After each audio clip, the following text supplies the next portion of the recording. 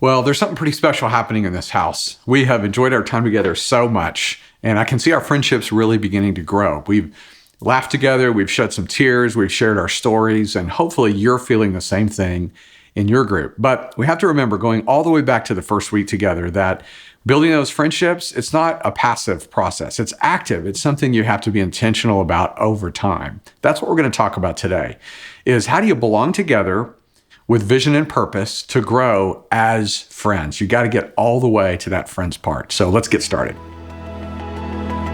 We've been wondering, what makes a group of friends, a life group, work? How do random people getting together with differences and similarities become friends? We have some ideas what we think works, but they're really just ideas. So we created an experiment. We invited 7 strangers to a house to talk together, to eat together, pray together, even cry together, to find out what turns a person into a friend.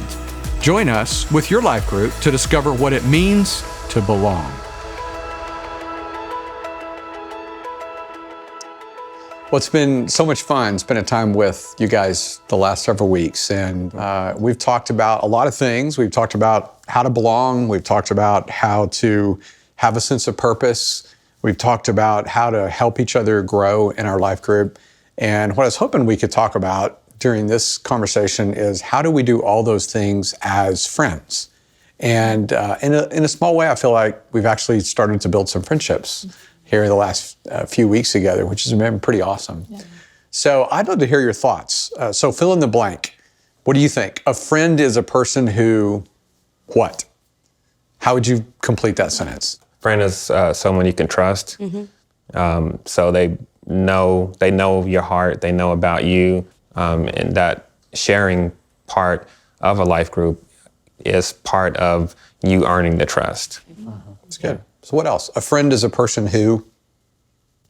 To me, a friend is someone who's thoughtful and, just you're invested in them. Mm-hmm. And so their victories are your victories and their concerns are your concerns. So just really to feel like someone really cares, that someone's really thinking about you. Mm-hmm. Good. What else? Any other thoughts? A friend is a person who? I think a friend is someone that you can be real with. Yeah. A friend is someone that you can let your guard down. Someone in our life group talked about a cardinal. She loves birds, and she said, you see the front of a male cardinal, and they're red and beautiful. When they turn around, they have brown feathers. Yeah. And a friend is someone that you can show your brown feathers to, as well as the red feathers, and they love you just the same. That's really good. Yeah. It's nice. Oh, that's good.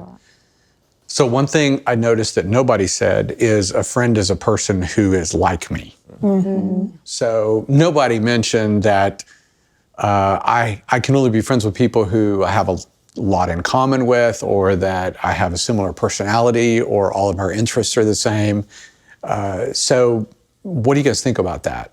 Love to hear your thoughts. Elaborate on the fact that we didn't bring that up. Mm-hmm. Yeah, I like hearing different perspectives. Be able to have somebody who can hold you accountable in a different way, or help you process through things differently than you. I'm a huge feeler. I process everything through my emotions. So sometimes it's nice to process it with someone who maybe emotions aren't their first response to something. That's been exactly my experience in our life group. And what's really interesting is that I have never actually been friends with a group of people that are more diverse than our life group is. Just different seasons of life, all kinds of different backgrounds. But it's just crazy. The time that we've spent together has brought our group to the place where we just want to be together. Mm-hmm. And I heard you say at lunch when we were talking earlier, Tiffany, that travel just gives you an appreciation for humanity. Yeah. And it's the same thing. The more you spend time with people who are different than you are, it just gives you an appreciation for the way God created the world. And so many different people, and it just adds a lot of richness to life. So talking about friendships reminds me of a verse actually from John chapter 15, it's verse 13. It says, "There is no greater love than to lay down one's life for one's friends." Mm-hmm. And so the idea of just sacrificing, giving your best for other people. I've never laid down my life for anybody, but I think really the idea that John is getting at there is that friendships come out of being with other people in life's most important moments. Yeah. the high points and the low points. So what do you think about that? What thoughts does that stir up for you and your experience with your life group?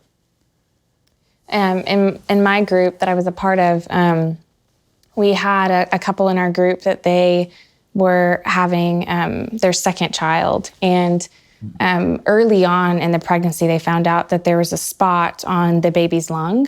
It was just so scary. I mean, every doctor's appointment that she went to, the doctors were telling her, like, you need to prepare yourself. You need to know that this is probably not going to end how you want it to. And just the times that our group got to come around and pray every single time we were together, and to see God, his faithfulness through that. But what it taught about our group is like, regardless of what's going to happen, we're here. Like whether we're going to be celebrating or whether we're going to be mourning with you, like we're here. And so that was just a really cool thing that we got to be a part of. Yeah, that's pretty awesome. I shared with you guys a couple of weeks ago about the experience that our group has had over the last several months.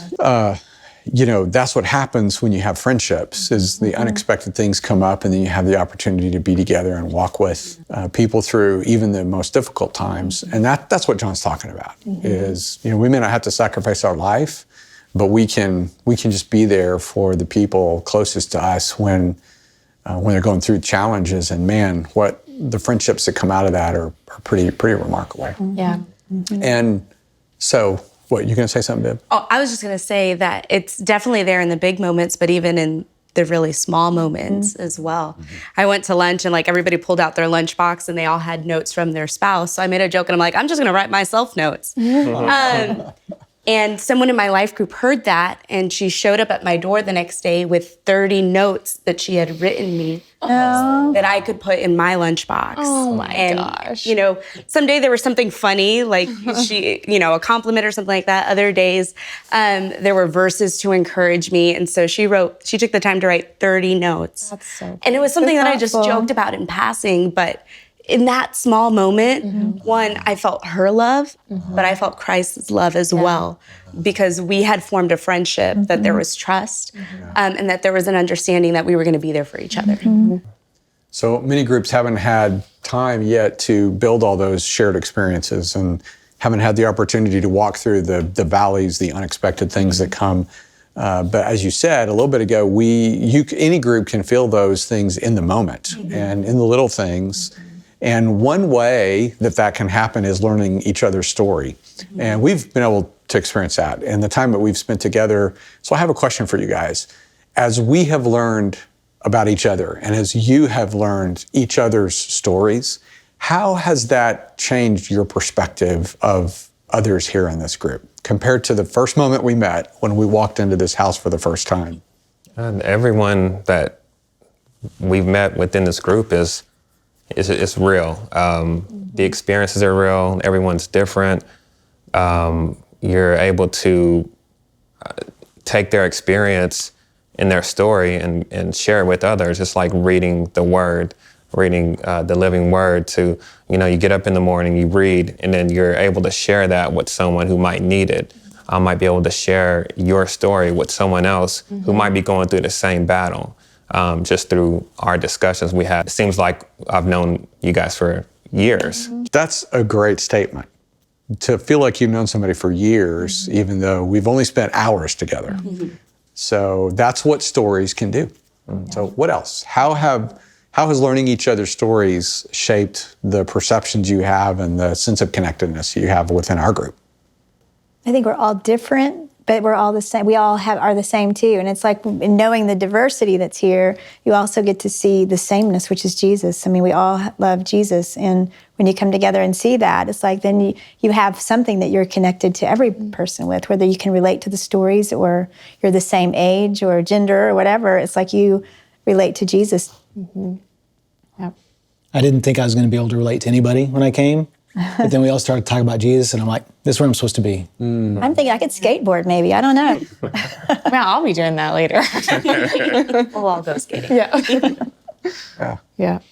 I think it it sounds like a scary thing, but it's a lot less complicated than we think. You know, just showing up and sharing your heart and what God has done in your life. Like, I think sometimes we build up in our mind, I know this has been true for me, that you have to say things in a certain way or communicate in one way or memorize something. And it's just really, if you just show up and you share what God has done in your life and you have a heart to connect with other people, I think it's just really cool to see what God does through that. And I really love, the fact that you guys have had such similar stories happen within the communities you're a part of.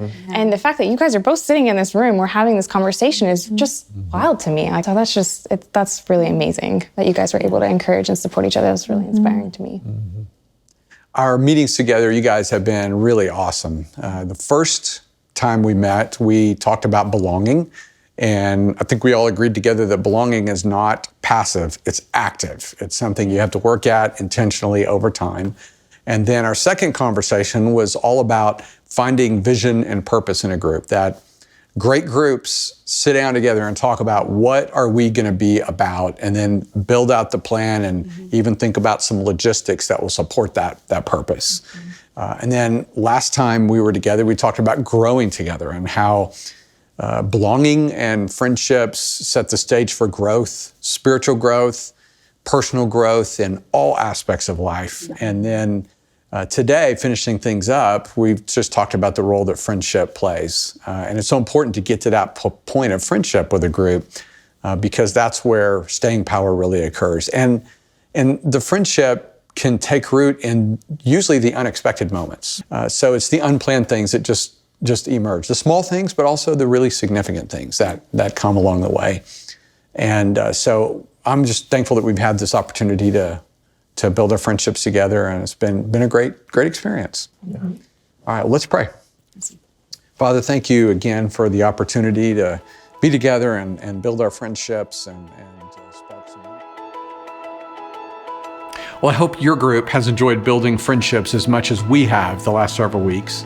One thing we've learned is that when we share our stories with each other, we can grow closer much more quickly. So that's what we'd like to ask you to do. Each week when you meet for the next several weeks, have 2 people come prepared to share their stories. And don't make it too complicated. Just share some of the highlights of your life and the turning points and some of the ups and some of the downs. And then at the end of that meeting, take a minute to pray for the 2 people who shared their story that week. As you do, I think your group will experience exactly what Paul talked about in Romans 12:5.